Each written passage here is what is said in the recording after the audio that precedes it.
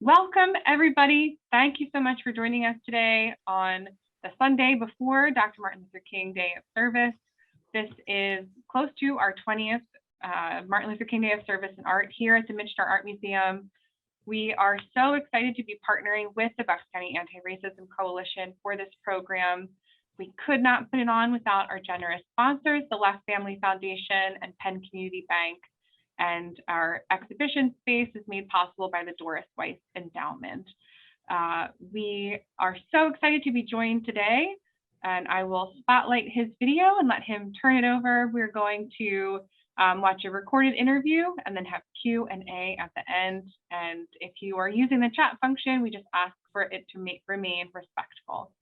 All right, at this time, I'm going to turn it over to Kevin E. Levin from the Bucks County Anti-Racism Coalition. Just want to say thank you, Andrea, for this opportunity, and thank you to the sponsors and generous donors to the Michener Museum. We are excited to be partnering with you around this initiative. My name is Kevin. I am co-lead of the Bucks County Anti-Racism Coalition. And as anti-racist, one of the things we do is we acknowledge that we are on stolen land. So I want to say that it is essential to acknowledge that we live on the homelands of the Lenape, known as the Lenape-Hoking, and that the state of Pennsylvania is the tribal territory of the Erie, Haudenosaunee, Lenape, Munsee, Shawnee, and Susquehannock. And with that, I want to turn it back over to Andrea. I have recorded an interview with my mother, who happened to have babysat the King children. She agreed to this interview and to donate copies of her photos to the museum for exhibition for this Martin Luther King holiday. And she also is standing behind our initiative to help the King children in their call to defend voting rights for all Americans, to defend the John Lewis Voting Rights Advancement Act and the Freedom to Vote Act. And there are ways you can get involved to help do that as well, and we'll get to that in a little bit. But first, here is a recorded interview that I had with Mom earlier in the week around these photographs that are being exhibited and her experience as one of the King family babysitters. So here we go. Here we go. And some thoughts from Linda around Martin Luther King Day, around her experience as one of the babysitters for the King family and as a friend to the King family. And we're also going to ask her what she thinks about the call to action that the King children have specifically asked for this year around voting rights legislation. So we have some questions from we put out a survey, and we have some questions that the public asked you, and we'll start with that. And then we'll move into looking at some of the photos that you have from a banquet, a Southern Christian Leadership Conference banquet in 1967, which was less than a year before King was assassinated. Mm-hmm. So welcome, Linda. Your first question today is, how did you become their babysitter? Can you tell us the story behind that? Sure. I was in Atlanta, and I don't know how much time you have, but I had to go to Atlanta because I was graduating from Southern University in Baton Rouge, and my major was medical technology. And with that major, you did 4 years in college, you graduated, but you had to do a year of internship in a hospital setting. And I had applied to all the hospitals in Louisiana, which is where I lived, born and raised in Baton Rouge. I'm from there. I was in school there. But it was in 66, and full integration wasn't in place at that time. So although I had all A's on my transcript, I was rejected because of my race. But Grady Memorial Hospital in Atlanta was under a federal mandate to diversify. They were looking for African American students who they could admit. They had rejected quite a few because of their grades. So my advisor knew about the mandate, and so I applied there because I had to do an internship to complete my 5-year degree. And they accepted me. They had no reason to reject me. They couldn't find a reason. I think they wanted to, but they couldn't find a reason because my grades were superb. So I ended up moving to Atlanta just to do my medtech internship at Grady. And I could not live in the nurses' dorm. I mean, I couldn't, there was no med tech dorm because they didn't have any African American students. I was the only one. So I had to live in the nurses' dorm. And my roommate was a registered nurse. She was undergoing her rotation to become an RN or whatever it is they do. Her name was Sandra James. She belonged to the King Church. She was Baptist. She was a church member. I was not. I was Catholic at the time, but we were roommates. So she was the regular babysitter for the King family. But being a nurse on rotation, she worked nights sometimes, days sometimes. And one night, Dr. King and Coretta had to go to one of the meetings or a banquet or something like that. And we had phones in the room. This was before the days of cell phones. We didn't have cell phones, but we had landlines. And Mrs. King called our room. She had the number because Sandra was their babysitter, but Sandra was on duty that night. I was not. I was in the room and I took the call and Mrs. King said, "We need a sitter. Is Sandra there?" And I said, "No, ma'am, she's not." And then Mrs. King said, "Well, are you free?" And I said, "I am." And Dr. King came and picked me up. We were at the nurses' dorm. And that's how I became one of the regular babysitters. They only had two, me and Sandra. Mrs. King liked us because she knew that we were in the medical field. We knew CPR, we knew first aid, and she trusted us with her kids. So it was, it was pretty much, you know, you were in the right place, right time to receive that phone call. It was kind of a stroke of luck that you were there and she was busy and they needed someone. Yeah. And you just stepped right up. That's amazing. I didn't even know that, but that's neither here nor there. So your next question is, what did working for the King family mean for you at that time? At that time, I was in love with the kids, and I knew who Dr. King was. He had won already the Nobel Peace Prize. And I mean, I was in awe of both of them. Mrs. King was very nice, very sweet to us. And I mean, they paid us. We didn't want to accept the money, but you know, they insisted.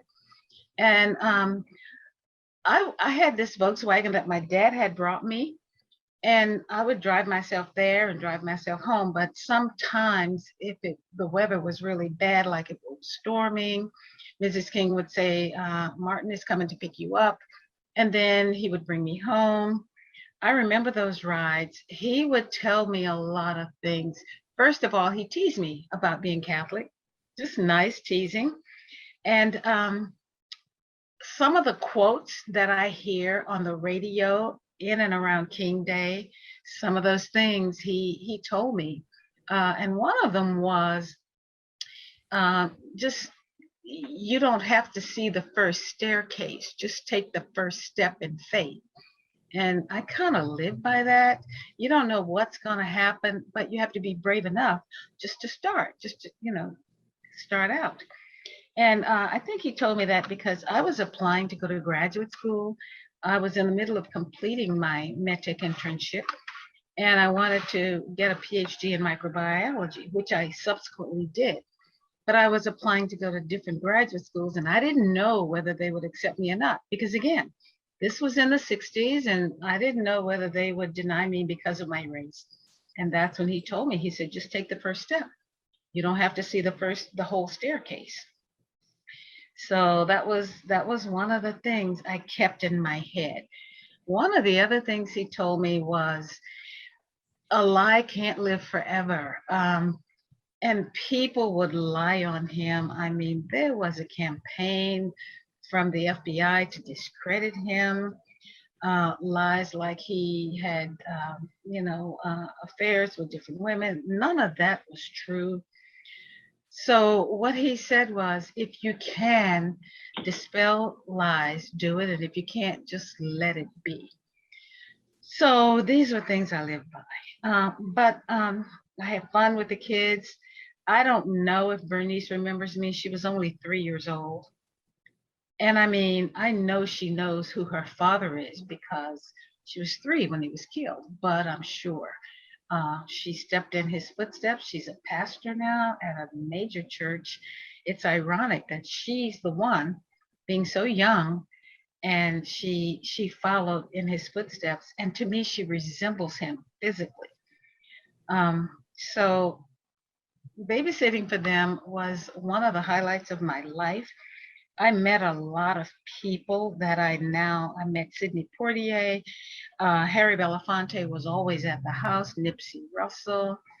I met Aretha Franklin. I actually met Jackie Kennedy on the day of the funeral. So I have these things in my memory. I didn't know you had met Jackie Kennedy either. That's fascinating. Yeah, no, Yeah, this limo pulled up and Hubert Humphrey got out and opened the back door. Jackie Kennedy got out and she came in to meet Mrs. King.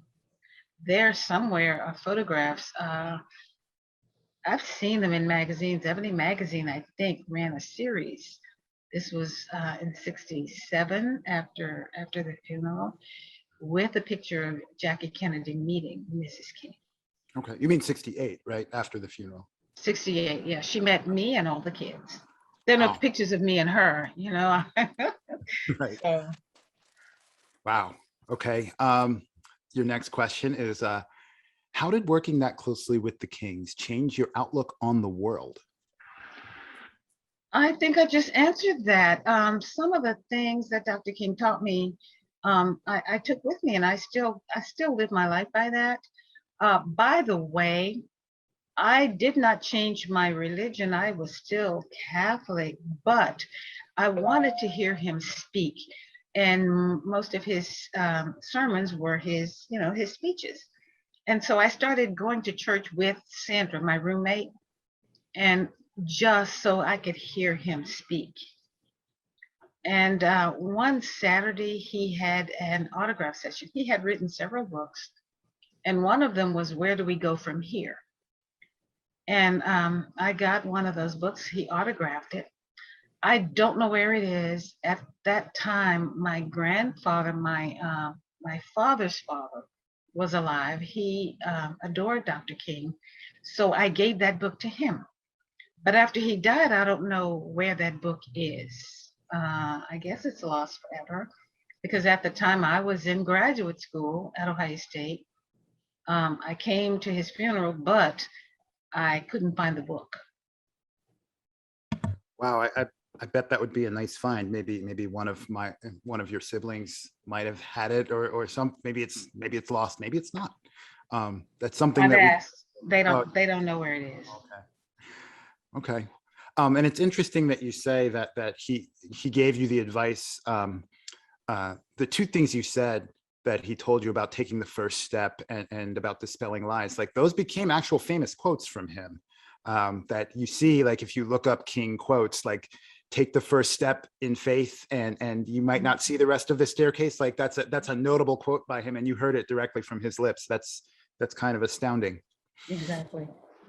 Okay, next question. What memorable experiences would you feel comfortable sharing about? And we'll get into this when we go over the photographs, but just off the top of your head, any really memorable experiences with that family? Yeah, I didn't live there and they didn't need me and Sandra all the time. They usually just needed us when they were going out because, we were the sitters. Right. But what I do remember is that, you know, he was famous, and photographers always wanted pictures of him. A&P Press and all these newspaper photographers always wanted pictures. They knew that we were in the house, me and Sandra, and they wanted to offer us money and give us cameras to take pictures while we were in the house. I refused, and Sandra, the other babysitter, we refused because this was their private life. And I don't think anybody's private life ought to be encroached upon. And I think that's one of the reasons Coretta trusted us so much, because we honored their private life.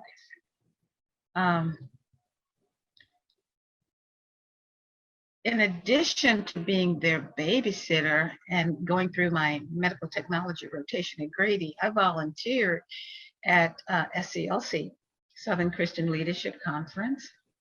So those three things kept me pretty busy. I'll bet. Okay. We are going to get into the photographs in just 1 minute, but just one final question before we do. Sure. Moving forward to 2022 and what Martin III and his siblings are calling for around Martin Luther King Day this year in particular, with voting rights being jeopardized for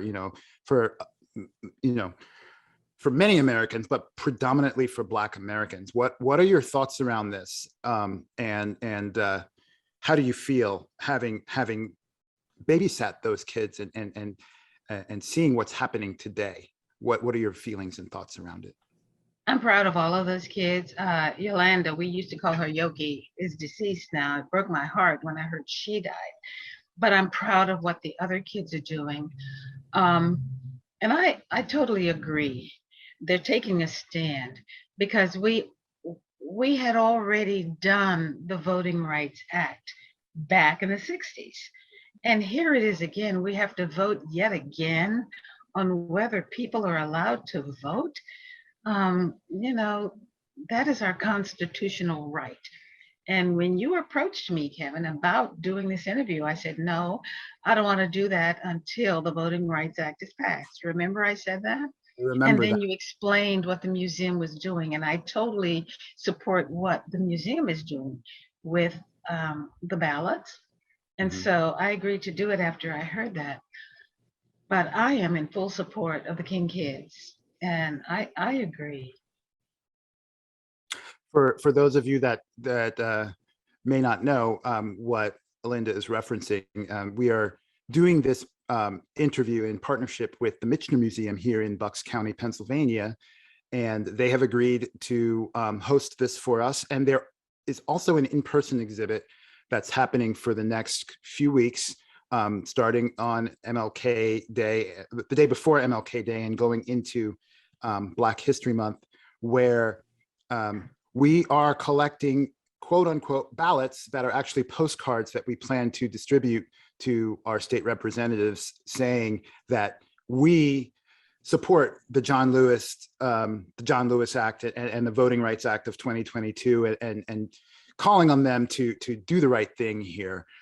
So that's what Linda is referencing by saying ballots and the museum. This is actually a call to action that we're doing locally here in Bucks County at the Michener Art Museum to help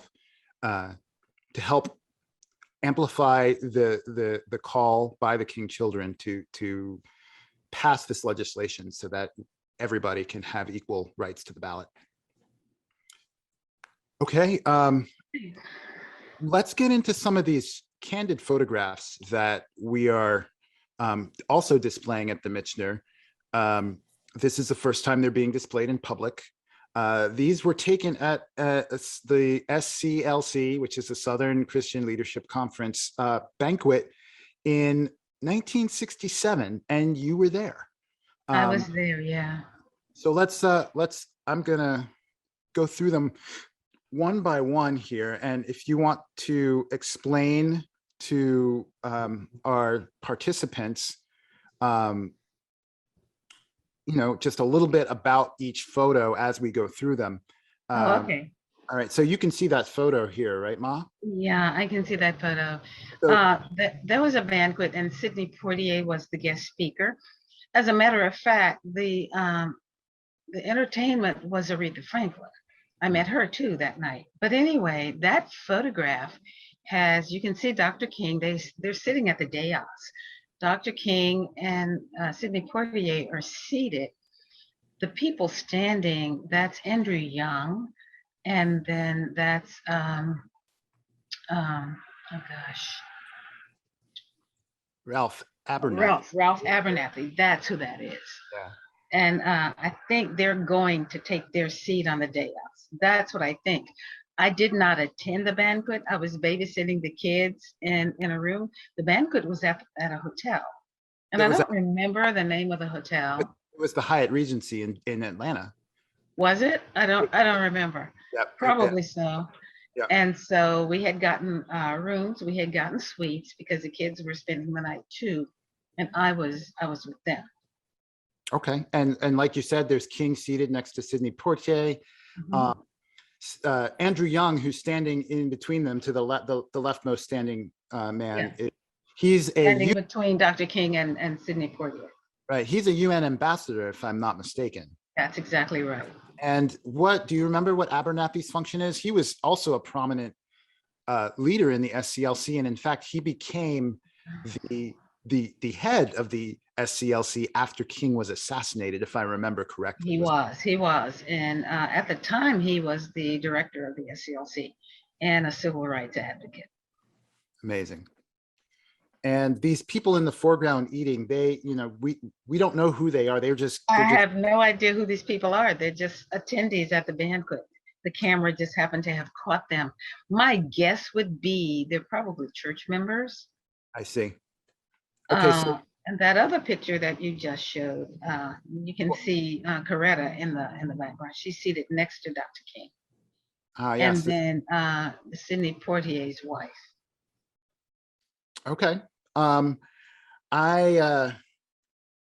wanted to ask you about some of these shots are very furtive and very just kind of quick taken. They're not really well composed. It's almost like somebody was very, very carefully taking these and they weren't supposed to be taken.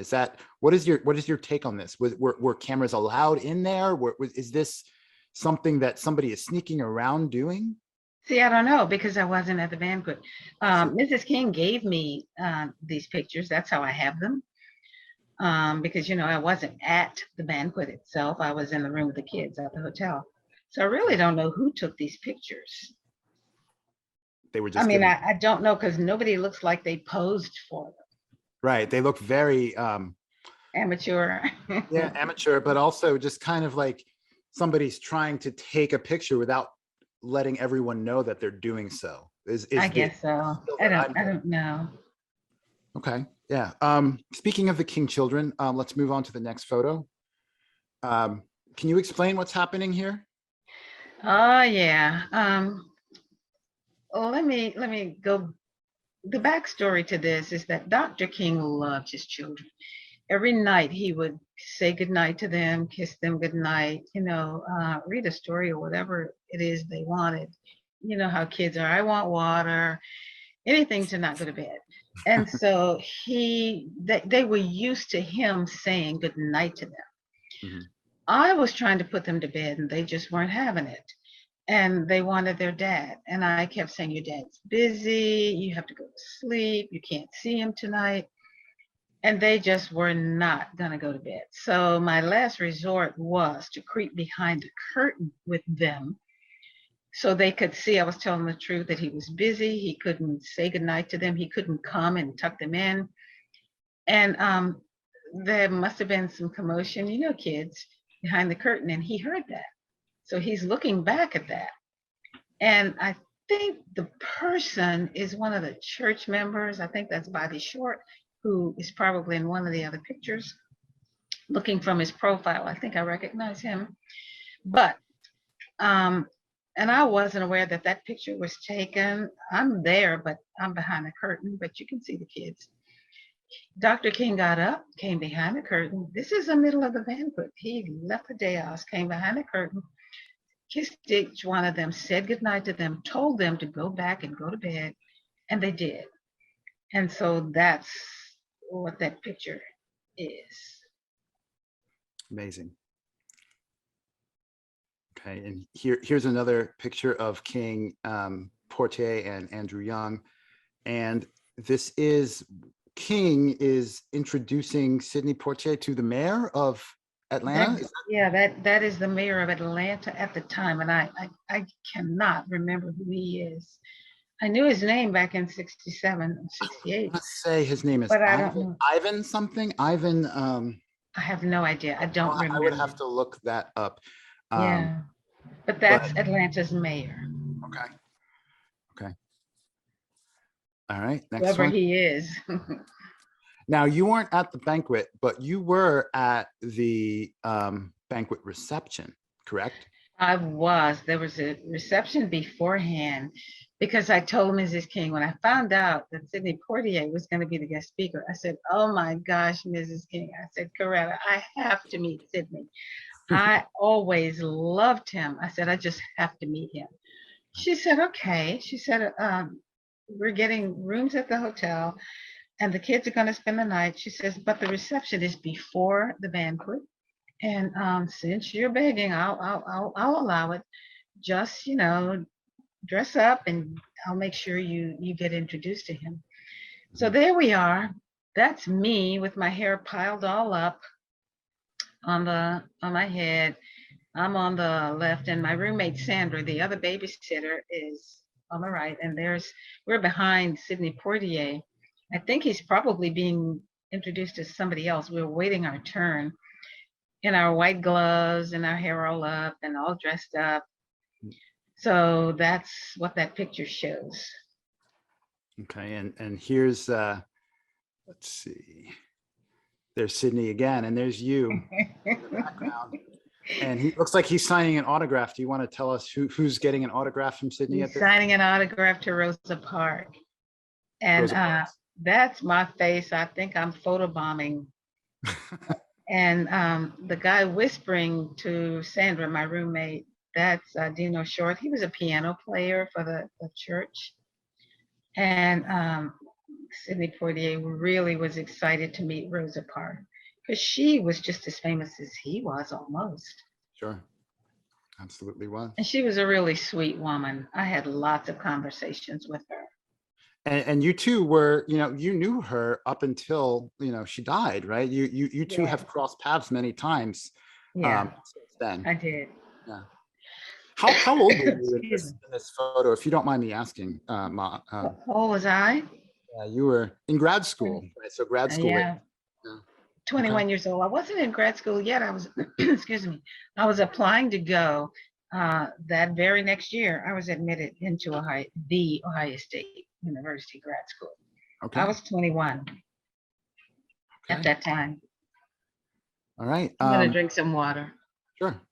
I'll get the next photograph ready, and here it is. The moment you were waiting for all night. Yeah, me being introduced to Sidney Portier by Mrs. King. Excuse me. He's signing my program. That's amazing. Do you? And then he kissed me on my forehead. Oh, yes. Do you still have that program somewhere? I don't know what happened to it. I wish I had that with his signature on it.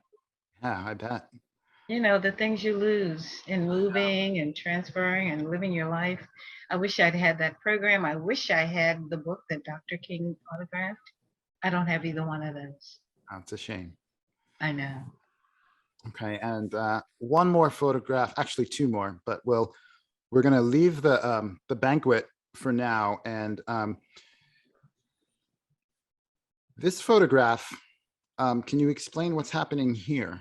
Yeah, we called him Daddy King. That's Dr. King's father, Martin Luther King Sr. And we're on a plane. You can tell that's an airplane. And for whatever reason, he's standing up, maybe taking a seat or going to the plane bathroom or whatever. And I don't remember where we were all going on vacation, but we were all on a plane when Okay. that picture was taken. And still, I don't know who took that picture. Can you talk about when you traveled with the Kings? They traveled with their sitters, correct? Yeah, because when they traveled, they always had meetings. He was always, civil rights was, in his DNA, and he just was always trying to get things done in that arena. And so a vacation for him wasn't just sitting in a hammock between two palm trees. A vacation for him was going somewhere where he could give speeches and motivate people. So he just wasn't home. And either was she was as much a civil rights advocate as he was. She went on almost all the marches, which is why they needed sitters. And the kids never did. While I'm on this subject, the only march that the kids went on was after his death. And she told me, because the kids never, we babysat while they went on marches. And she said, get the kids ready because I want them to go on this march. I want people to see what they have taken away from my children. And so the kids went on a march after the funeral. I wasn't there because I had to report to grad school at Ohio State. But I do remember that. Somewhere there are pictures of her marching with her children for the first time. Wow. And she was just such a brave woman. I believe it. So you don't know where you're headed here, but it's somewhere where they're both going to be called to action and to motivate people. What was it like being with the children at that time, and why did they specifically want you there? Well, they needed a sitter, and like I said, Mrs. King trusted me and Sandra because she knew we knew all the medical procedures. If anything happened to her kids, we could take care of it. We knew first aid, we knew CPR. And wherever they went, she always gave me a phone number where she could be reached because we didn't have cell phones in those days. Right. And so, if an emergency happened, she wanted us to be able to contact her. But I really don't know where we were going on this trip. It's been, 50 years? Yeah. More than that. I just don't remember. But okay. I recognize, we called him Daddy King. I recognize him. And still regarding the kids, they were often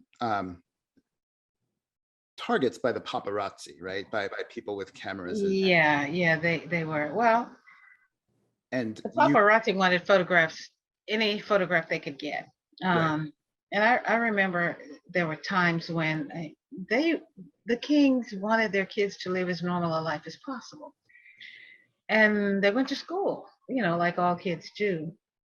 And a lot of times Mrs. King would call me and say, one of the kids has a play at school or program. Can you take them there? Because they didn't want to walk in with the kids because they knew photographs would be taken. Paparazzi was waiting outside the schools to take pictures. And I, or Sandra, whoever was free, would take the kids to the program, at night. And then Mrs. King and Dr. King would sneak in the back so they could be there. But they didn't want it to be about them. They wanted the kids to be the center of their own life, star in their own play, their own school production, and not be shadowed by, all these photographers are here to take pictures of my daddy and nobody's looking at me. And so we did that lots of times. And I admire them for that because kids have to grow up thinking that they're as important as anybody else. Absolutely. And I think these kids turned out pretty well. Look at what they're doing now. I would say so. Yeah, for certain. Yeah. They definitely hit the target on that one. Okay, so the last one we have is, as their babysitter and a family friend, you you received a holiday card in December of Yeah. 1967 from them. Yeah, Mrs. Can I King go? sent us Christmas cards. I treasure that card because the words on that card, oh my goodness, that's Dr. King's philosophy. And Mm, it's a picture of the whole entire family. right. Bernice was 3 years old, Mm, and that was the Christmas before he was killed. wow. Wow. And so, do you mind if I read the card? No, no, go ahead. Right. It reads, "This season, a rebirth of ancient values heralds a new day for mankind. New systems of justice and equality are being born. Let us nourish this new life with love and brotherhood. Men of honor are groping to replace the habit of war with the fulfillment of peace. Let us renew this search as a united family of men, all men and nations. If we follow the spirit of this season, we shall awaken from a midnight of despair to a glorious morning of peace and goodwill." And that's printed on the card. And then it's signed Coretta and Martin King, Yolanda and Martin III, Dexter and Bernice. That is probably the most eloquent holiday card I've ever seen in my life. So I understand why you would treasure this, and the photo is just fantastic. Yeah. Okay. This has been a fantastic interview with you. Any closing thoughts? Anything you want to say to? The only other thing, there are some other photos 20 years later when Stevie Wonder was lobbying Congress for a national holiday. I went because I heard about that. I wanted to be there. And that's the last time I saw the King kids. I saw Dexter. Dexter saw me, and we took a picture together. And I saw Bernice, and I saw Martin III. And I haven't seen those kids since then. And I think that was, my goodness, 20 years ago. Yeah. And Congress did approve a national holiday, but I was there to help lobby for that holiday. Those were the other pictures that you probably do still have. I still have those pictures. Those aren't being featured, but maybe we can show them as well. And apparently I was there with you, but I don't remember. You were too young. You were what, 10? I just wanted to, play with my toys, and but yeah, that was. You and Michael were there. Your dad and I took you there, but you probably don't remember. I don't remember. Unfortunately, I don't. So long ago, like 40 years ago. Well, that's what Okay, they say. Youth is wasted on the young. You ever heard that? Ms. West, Mom, thank you so much for your time.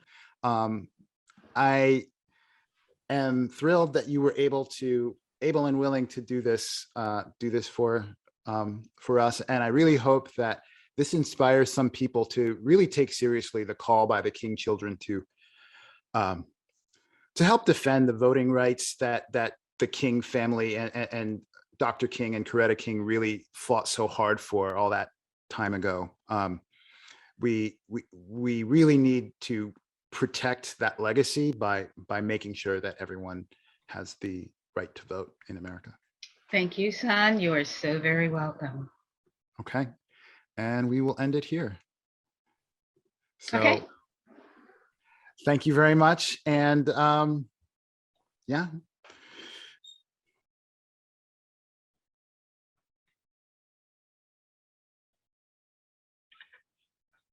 That was fantastic. So I am so excited. I hope that you got a lot out of that, but we have a little bit of time left. We are, of course, joined by Kevin, who you met at the beginning, but we would not have these photographs or these wonderful stories without his mom, who is also able to join us today.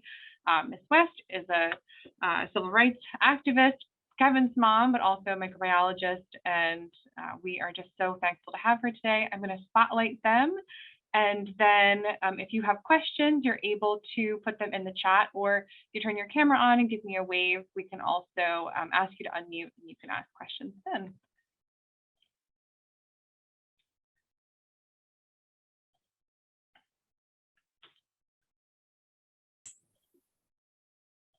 Oh, and Kevin, you're muted. Yeah, there we go. That's better. Can you hear me now? Yes. Okay, I see somebody waving. Alice Yeah. is waving her hands right now. Thank you. So thank you so much for doing this. I felt so privileged to have this sort of behind the scenes view of a very personal side of this man who was such a hero, and I had no idea really what a heroine Mrs. King was as well. And so often I see something like this. I've never seen anything quite like this. But when I see something that is inspiring and brings to light a need for more action, I always think, what can I do? And most of the time I'm left without any ideas of what to do. So I really commend you for comparing this with the voting rights efforts and giving us something very tangible that we can do. And I just feel very privileged to have a chance to be part of this today. So thank you very much. And I'm also curious, what else have you done, Ms. West, as an activist?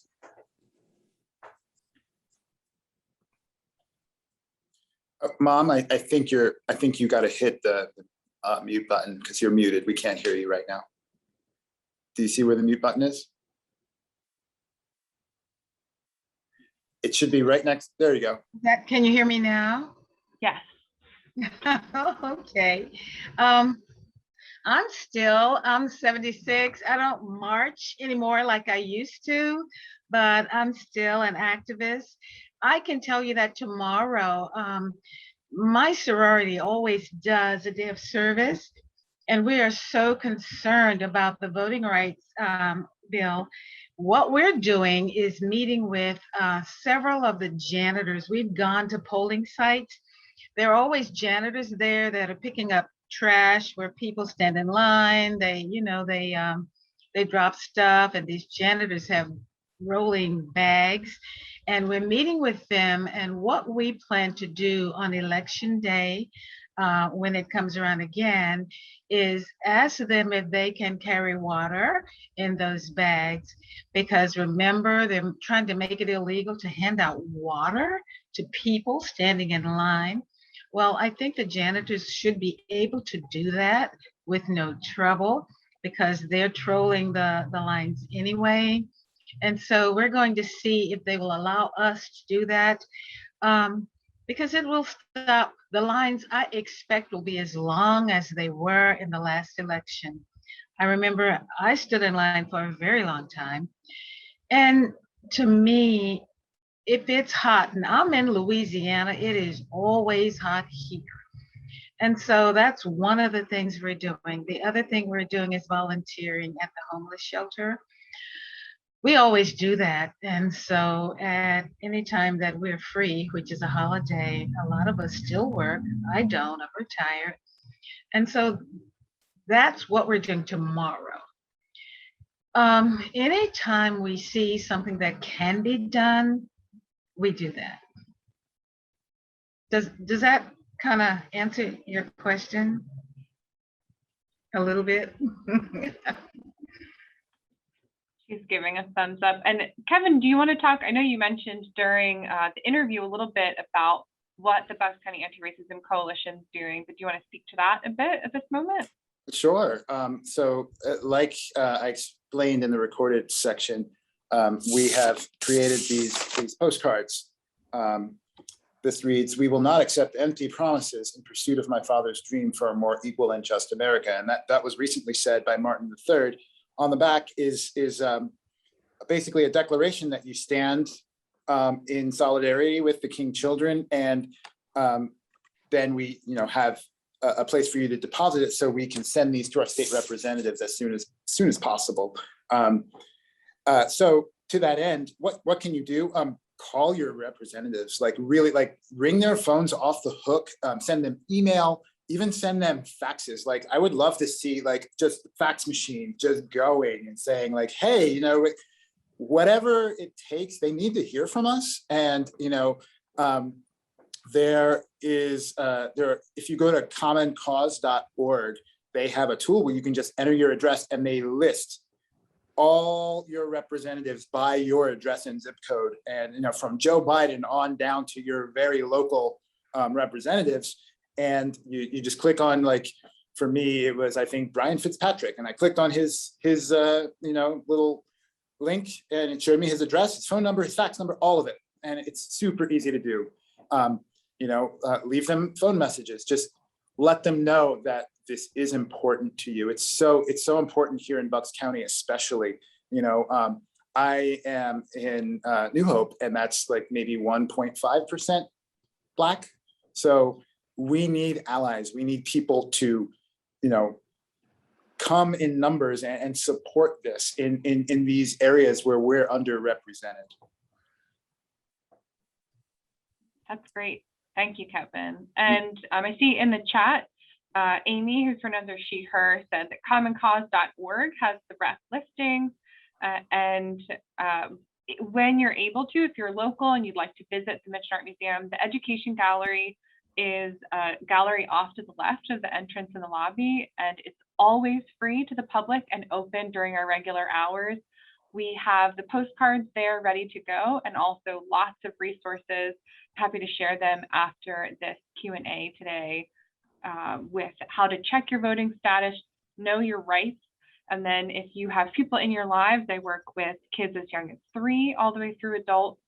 If they're between the ages of 13 and 18, they can take a pledge through vote.org to get a reminder to register to vote. But what we're seeing, the importance of this John Lewis Voting Rights Act, is that a lot of these actions that people like Dr. King fought for have been rolled back and chipped away. And we need people to speak up again. This work isn't done. It's not in the past. And we're so thankful for Miss West to be able to help us bring light to all of this. And I'm just looking at some more things in the chat, but we are so excited. And then the Michener will be mailing them when they're done. Do we have any other questions? I see Lolly raising her hand. Go ahead, Lolly. Hi. So first of all, I loved just the perspective because I do work with children that comes from you being a babysitter and just having that unique experience. So first of all, I just want to thank you so much for sharing your perspective that I think can be really great for parents to kind of like explain a little bit about Martin Luther King. I was wondering, since, obviously you raised an activist and Kevin, you've got 2 activists that you're raising too. I am just curious, Linda, if there was, if you raised your kids talking about your experiences with the Kings, or if that was something that came up later on in life when they asked you about it. I think it came up a little bit later on in life.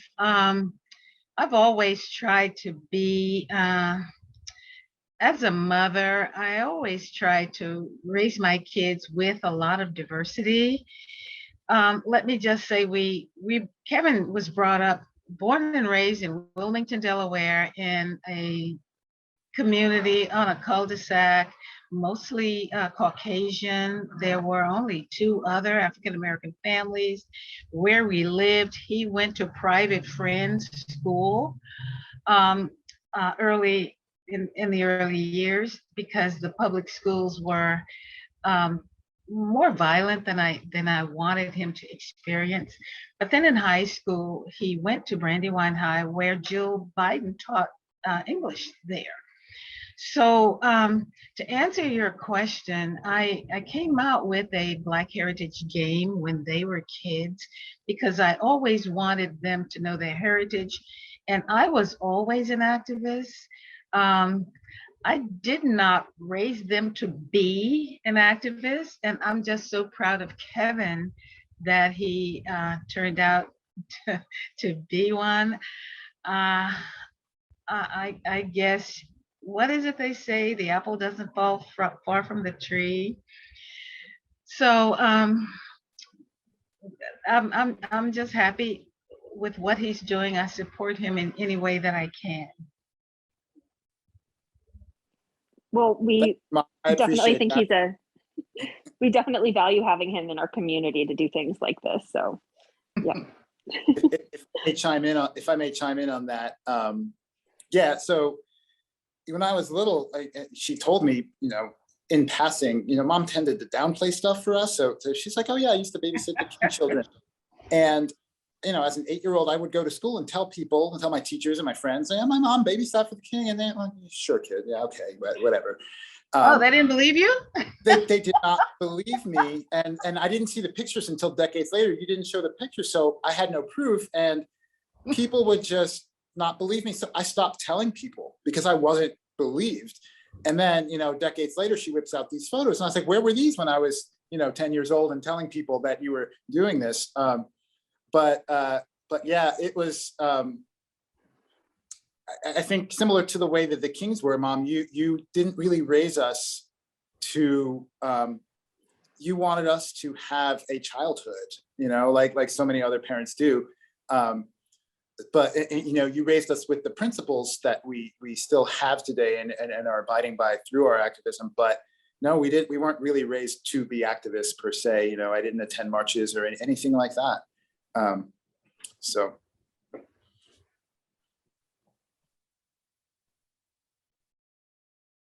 Did anyone else, were there any other questions for Linda today? Anything in the chat? There's a lot of thanks happening in the chat, just a lot of gratitude. Ms. Vest, for you giving us your time and sharing your story. It's just been so impactful for us. I know Kevin and our hearts were filled, our buckets were filled today with the people that were coming in that we were able to interact with in person. And this has just been such a wonderful conversation. I want to make sure that there's a lot of thanks happening in the chat. I want to make sure that that's expressed 100%. Thank you. Yes, thank you, Mom. You're so welcome. Yes, thank you both so much. I'm going to plug our exhibition again that's happening. That exhibition and the Education Gallery will be on display through February 20th. And in just a little bit of time, I think it's in about 2 weeks, we have a new exhibition opening in our regular galleries called Work of Art. And one of the works on display will be a really large scale portrait of John Lewis, which is just so, the timing is serendipitous for that. And so if you're interested in coming and seeing this exhibition and that portrait, you're welcome to. We hope we see you at the museum. We hope that you're filling out those ballots so that you're able to contact your representatives. And I just want to say thank you one more time to the Bucks County Anti-Racism Coalition. And if I can real quick, if you're interested in getting more involved with the coalition, if you're here in Bucks County, or even if you're not, we have members from all over the country and even some people who are international. So, I like to say we're in Bucks County, you need not be. You can find out how to contact me through Andrea or some of you are in the group on Facebook. You can reach out to me there. We're on Instagram now. Also, we have a follow-up event to this tomorrow that doesn't have anything to do with the Michener, but we are watching the weather to see whether or not we're going to convene at noon tomorrow to continue to amplify this message in the ballot box. We're going to borrow that for that event as well. So I will put out an announcement online today about tomorrow's event. It's an hour. Bundle up. It might be cold. There might be snow on the ground, but I think we're going to go ahead with this. It's looking like we will. So thank you again for attending, and thank you, Andrea and the Michener sponsors. We are stoked to have this up and to be here with you.